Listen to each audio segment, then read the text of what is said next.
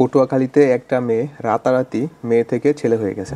রাতে মেয়ে সকালে উঠে হয়ে গেল ছেলে। পটুয়াখালী সদর উপজেলার ছোট বিঘা ইউনিয়নে ঘটেছে এমনই বিরল ঘটনা। মাদ্রাসা ছিলাম, তারপর বাড়ি এসেছি, ওই সময় রাত্রে ঘুমাইছি, তারপর সকালে এরকম দেখছি। এইটা সম্ভব কিনা, মেডিকেল সায়েন্সে এটার ব্যাখ্যা কি? একটা মানুষ ছেলে হবে না মেয়ে হবে এটা নির্ধারিত হয় তার ক্রোমোজোম দিয়ে, এবং যেই ক্রোমোজোমটা নির্ধারিত হয় সে মায়ের গর্ভে থাকা অবস্থায়, এবং জন্মের পরে এই ক্রোমোজোম কোনোভাবেই চেঞ্জ করা সম্ভব না। ছেলেদের এবং মেয়েদের রিপ্রোডাক্টিভ অর্গানগুলো কিন্তু ভিন্ন ভিন্ন। যেমন মেয়েদের ক্ষেত্রে থাকে ভ্যাজাইনা, ওভারি, ইউটেরাস, আর ছেলেদের ক্ষেত্রে কি থাকে, পেনিস থাকে এবং অন্ডথলি থাকে। কোনো ধরনের কোনো সার্জারি ছাড়া এই রিপ্রোডাক্টিভ অর্গানগুলো পুরোপুরি চেঞ্জ হয়ে যাওয়া সম্ভব না। হরমোনাল চেঞ্জের কারণে মেয়েদের মধ্যে ছেলেদের বৈশিষ্ট্য গ্রো করতে পারে এবং ছেলেদের মধ্যে মেয়েদের বৈশিষ্ট্য গ্রো করতে পারে।